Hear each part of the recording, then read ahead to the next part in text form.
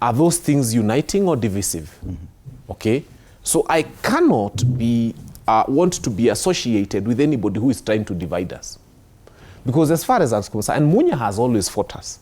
He's always had a problem with us. And we've always told him, Munya, come back. I mean, our language, if you look at us from this side, we are the people who are always telling them, come, let us engage.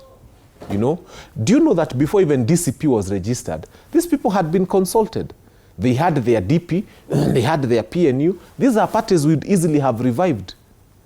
But I think they were hesitant and they held on to those parties.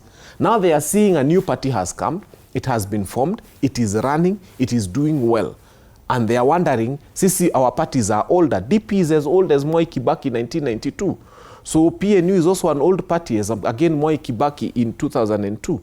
So all we are trying to say is the opposition may at this point in time may not speak one language to some extent, and I agree. But let it not always be seen as if we who are organized are the problem. And also, sometimes you never know what goes in the minds of people. I am not saying they've been compromised, but I think let us all try to speak the language of unity. And by the way, lastly, who told you, and I ask Kenyans, who told you that we all must go to the ballot under one united opposition? I wish we did, and I pray we did, and I believe we should. But should we not? This is 2027. This is not 1992. Moi used to lead us on 29%. He was always happy with a divided opposition because he knew huyu atapata zake, huyu atapata zake, huyu atapata zake. I'll have my 29, 30%. I'm going to be a president who was rejected by 70% of Kenyans, but I'm going to be president anyway. Under the 2010 constitution, 50% plus 1 is necessary. Let me tell you, picture this. What if Matiang'i ran alone and he would get the bulk of the votes from the Kisii region? He has taken them away from William Ruto. What if Sifuna went alone and he got the bulk of Gen Zs and the bulk of Western and so on and so forth? What if Rigathi went alone and he got the bulk of the mountain?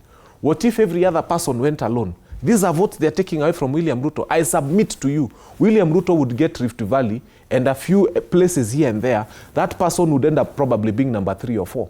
The Constitution says that the runoff shall be between number 1 and 2. So it's not always that the formula for removing William Ruto has to be that we all unite. In fact, we can even decide as a strategy, we all go independently. And if we all go independently, William Ruto, I assure you, will never get 50% plus 1.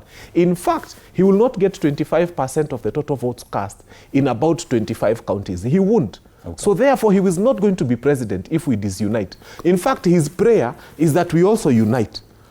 It is his prayer because he stands a chance at trying to fight with us around 1. Yes. But if we all scatter, ati Matiang'i achukue Kisii yote aende nayo, Sifuna achukue the bulk of Nairobi, Gen Zs na nini aende nayo, na Western, Rigathi Gachagua achukue Mlima yote aende nayo, watu, as in, we take these votes and scatter them all over the place. William Ruto will not even get 20%. The president is, is not keen to have a runoff.